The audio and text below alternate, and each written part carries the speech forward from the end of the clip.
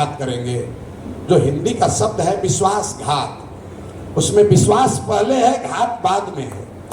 जिस व्यक्ति पर आप विश्वास नहीं कीजिएगा वो आपके साथ घात नहीं कर सकता है। तो घात करने वाला आदमी कभी ये नहीं कहेगा कि आप हम पर भरोसा मत कीजिए, हम आप पर घात करने वाले हैं। फिर आप निर्णय कैसे लेंगे? निर्णय लेने का एक फॉर्मूला है।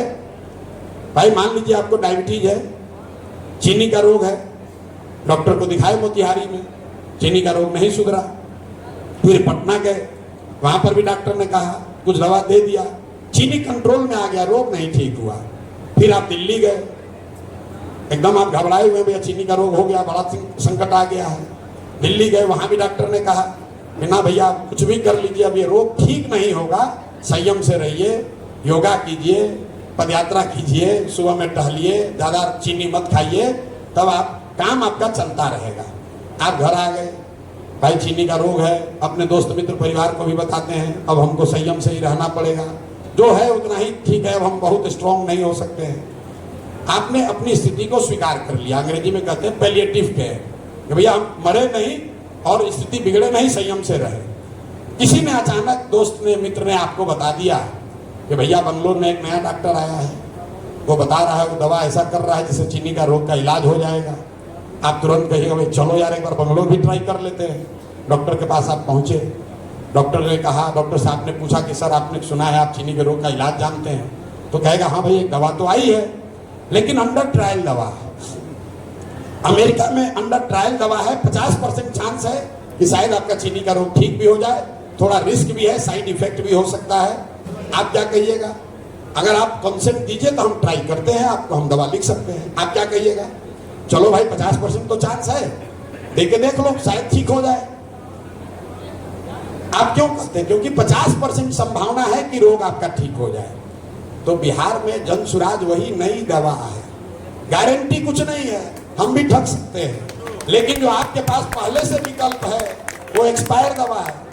भाजपा है, राजद है, जदयू है, कांग्रेस है, उसको देख लिए, वोट दे लिए, उसका राज बना दिए, उसको भोग लिए, समझ लिए कि भैया इससे सुधार नहीं होने वाला है।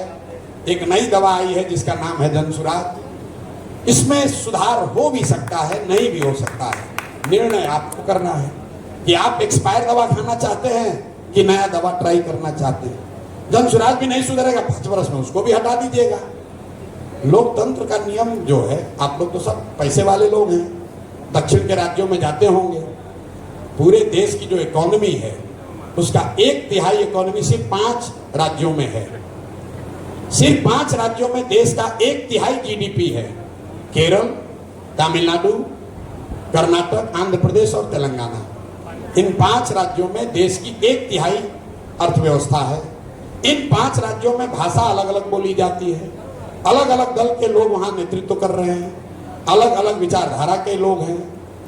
फिर वहां पर इतनी तरक्की क्यों हुई है? वहां पर भी तो बड़ा भ्रष्टाचार है, वहां पर भी इसी देश का संविधान है, वहां का भी नेता सब हरिश्चंद्र नहीं है। लेकिन उन 5 राज्यों में एक चीज कॉमन है जिसने उन राज्यों को आगे बढ़ाया, वो ये कि पिछले 78 साल में उन 5 राज्य में कोई भी दल, कोई भी नेता आज तक 10 वर्ष से ज्यादा मुख्यमंत्री नहीं बना है। जनता वहां पलटती रहती है, किसी को मौका दिया काम नहीं किए, काम किया आपको हटा के दूसरे को देता है। लोकतंत्र जिंदा है। बिहार में 35 वर्ष हो गया, बदलना ही नहीं। एक बार वोट देने लगे अपने सांसद महोदय को, तो सांसद महोदय चाहे मोतिहारी को ले जाके बेच दें, फिर भी आप लोग वोट उन्हीं को दीजिएगा। अब फिर अपेक्षा कीजिएगा कि सुधार हो, तो सुधार तब होगा जब आप लोकतंत्र को जिंदा कीजिएगा, जब नेता हो सकता है। आप क्या कहिएगा? अगर आप कंसेंट दीजिए तो हम ट्राई करते हैं, आपको हम दवा लिख सकते हैं। आप क्या कहिएगा? चलो भाई 50% तो चांस है, देख लो शायद ठीक हो जाए। आप क्यों कहते हैं? क्योंकि 50% संभावना है कि रोग आपका ठीक हो जाए। तो बिहार में जनसुराज वही नई दवा है, गारंटी कुछ नहीं है, हम भी ठग सकते हैं, लेकिन जो आपके पास पहले से विकल्प है वो एक्सपायर दवा है। भाजपा है, राजद है, जदयू है, कांग्रेस है, उसको देख लिए, वोट दे लिए, उसका राज बना दिए, उसको भोग लिए, समझ लिए कि भैया इससे सुधार नहीं होने वाला है। एक नई दवा आई है जिसका नाम है जनसुराज। इसमें सुधार हो भी सकता है, नहीं भी हो सकता है। निर्णय आपको करना है कि आप एक्सपायर दवा खाना चाहते हैं कि नया दवा ट्राई करना चाहते हैं। जन स्वराज भी नहीं सुधरेगा 5 वर्ष में, उसको भी हटा दीजिएगा। लोकतंत्र का नियम जो है, आप लोग तो सब पैसे वाले लोग हैं, दक्षिण के राज्यों में जाते होंगे, पूरे देश की जो इकोनॉमी है उसका 1/3 इकोनॉमी सिर्फ 5 राज्यों में है। सिर्फ 5 राज्यों में देश का 1/3 जीडीपी है। केरल, तमिलनाडु, कर्नाटक, आंध्र प्रदेश और तेलंगाना। इन 5 राज्यों में देश की 1/3 अर्थव्यवस्था है। इन 5 राज्यों में भाषा अलग अलग बोली जाती है, अलग अलग दल के लोग वहां नेतृत्व कर रहे हैं, अलग अलग विचारधारा के लोग हैं। फिर वहां पर इतनी तरक्की क्यों हुई है? वहां पर भी तो बड़ा भ्रष्टाचार है, वहां पर भी इसी देश का संविधान है, वहां का भी नेता सब हरिश्चंद्र नहीं है।